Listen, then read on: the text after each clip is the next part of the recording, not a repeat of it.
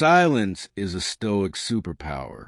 They try to fix what's broken by explaining themselves to people who already decided not to understand. That's not courage. That's weakness wearing a brave face. You call. No answer. You text again. Then again. And finally, you send a long paragraph, pouring your heart out, hoping they'll finally see your worth. But here's the truth no one wants to hear. The more you explain, the more you beg, the more power you give away. And that is not Stoic. The Stoics, Marcus Aurelius, Epictetus, mastered silence not because they didn't care, but because they understood something most people never do. The more we value what's outside our control, the less control we have. When you chase someone's attention or beg for their understanding, you're handing them the keys to your peace. You're saying, my calm depends on how you respond. That's not peace. That's a prison. Real strength is being disrespected and walking away without a word, not out of pride, but because dignity doesn't scream. It doesn't chase. It doesn't explain. It detaches. This silence isn't emptiness. It's discipline. It's self-respect. It's inner strength saying, I don't need you to hear me in order to hear Todos nós temos poder interior que nos impulsiona a superar desafios, alcançar nossos objetivos e viver uma vida plena. Esse poder está na nossa mente, que é capaz de nos guiar e nos motivar, mesmo nos momentos mais difíceis. A mente forte é aquela que não se deixa abater por obstáculos ou dificuldades. É aquela que acredita em si mesma e em suas capacidades, e que não desiste de seus sonhos. Quando temos uma mente forte, somos capazes de superar qualquer desafio. This is your moment to shift. Before we begin, drop this affirmation in the comments. My silence is my power.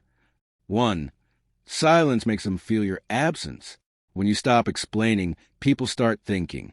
That's the paradox of silence. It doesn't push, it pulls. Think about the last time you were hurt. Someone ghosted you, disrespected you, went cold. Your instinct screamed. Say something, defend yourself, prove your worth. But here's the truth. The more you talk, the less they listen. The more you chase, the more they pull away. The more you explain, the less your words matter. But when you go silent, they notice your absence more than they ever notice your presence. As Elber Hubbard said, he who does not understand your silence will never understand your words. Silence makes people uncomfortable in ways noise never can. It holds up a mirror and says, I saw what you did, and I value myself too much to explain it to you. If they cared, they would ask. If they respected you, they would reach out. If they were mature, they wouldn't need a paragraph to understand your worth. So you stay silent, and in that silence, you take your power back. 2. Silence helps you hear the truth. The world is loud. Silence lets you listen, not to others, but to yourself. Most people run from pain by seeking noise. Advice, validation, confrontation. The Stoic does the opposite. He becomes still. Marcus Aurelius said, if you are distressed by anything external, the pain is not due to the thing itself, but to your judgment of it. In silence, the mind calms. And when the mind calms, the truth surfaces. You start hearing things like, they never respected me. I stayed too long. I don't need closure. I need peace. Silence separates emotion from values. Emotion screams, chase. Values whisper, let go. Silence isn't passive. It's focused. It's intentional. It's where wisdom speaks.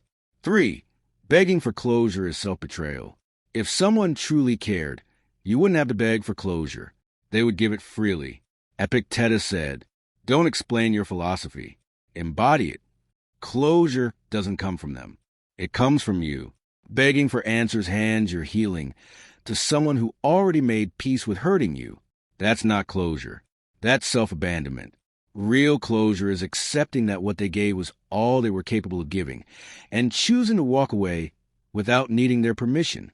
Your silence is the ending. For silence exposes the truth. Words can lie. Silence cannot. Ralph Waldo Emerson said, what you do speaks so loudly that I cannot hear what you say. When you stop explaining, people reveal themselves. Those who respect you will reach out. Those who used you will disappear. Those who manipulated you will panic because they lost control. Silence doesn't test people. It reveals them. Patterns matter more than promises. Energy matters more than excuses. 5.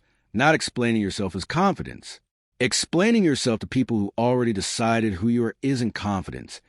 It's fear of being misunderstood. Marcus Aurelius warned against wasting life on other people's opinions. When you stop explaining, you lead with energy. You don't justify your distance. You don't defend your peace. And yes, you may lose people. But losing those who never truly saw you isn't loss. It's alignment. 6. Detachment teaches a lesson. The most powerful exit is a quiet one. No drama. No final message. Just distance. Seneca said, "We suffer more in imagination than in reality." Your silence forces them to sit with their thoughts, their guilt, their memory of you. People don't learn from words. They learn from absence. And if they never learn, that's okay. The lesson was for you. Detachment isn't coldness. It's self-respect. You don't have to announce you're done. You can just be done. That's real power. Final truth. Stoicism isn't about being heartless. It's about being clear. It's not detachment from love. It's detachment from chaos.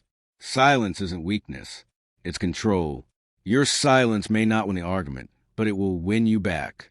So let your silence be your final word. Not out of ego, not out of spite, but out of deep, unshakable self-respect. Drop this final affirmation in the comments. My silence is my last word, and my most powerful one.